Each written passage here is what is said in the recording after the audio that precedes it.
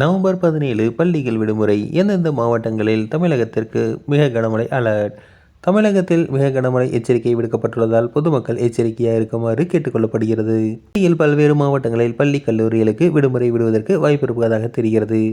தமிழகத்தில் உள்ள பள்ளி மாணவர்களுக்கு மழை தொடர்பான அறிவிப்புகள் மீண்டும் எப்போது வரும் என்ற எதிர்பார்ப்பு நீடித்து வருகிறது.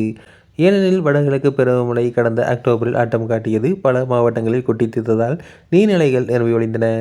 ஆறுகளில் வெள்ளப்பெருக்கு ஏற்பட்டது. பல நாட்கள் பள்ளிகள் கல்லூரிகள் விடுமுறை அறிவிக்கப்பட்டன.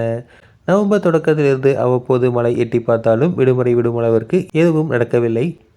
இந்த நிலையில் வடகிழக்கு பருவமழை மீண்டும் ஆட்டம் காட்டும் நேரம் வந்துவிட்டது. வங்கக்கடலில் வளிமண்டல மேலடுக்கு சுழற்சி ஏற்பட்டிருக்கிறது. இது தென்னிலங்கை மற்றும் அதனை ஒட்டியுள்ள தென்மேற்கு வங்கக்கடல் பகுதிகளில் நிலவுகிறது.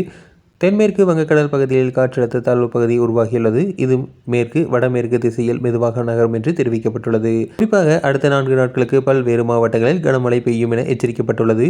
இதையடுத்து வானிலை நிலவரப்படி கடலூர், மயிலாடுதுறை, திருவாரூர், நாகை, காரைக்கால் ஆகிய மாவட்டங்களில் ஒரு சில இடங்களில் கனமழை மிக கனமழையும் பெய்யும் வாய்ப்புள்ளது.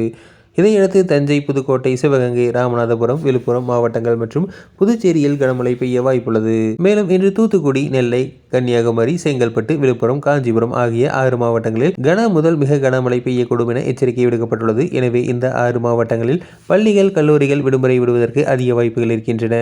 மேலும் சென்னை, திருவள்ளூர், கடலூர், மயிலை, நாகை, திருவாரூர், தஞ்சை, ராமநாதபுரம், புதுக்கோட்டை ஆகிய மாவட்டங்களில் ஒரு சில இடங்களில் மற்றும் காரைக்காலின் பகுதிகளில் கனமழை பெய்ய வாய்ப்புள்ளது.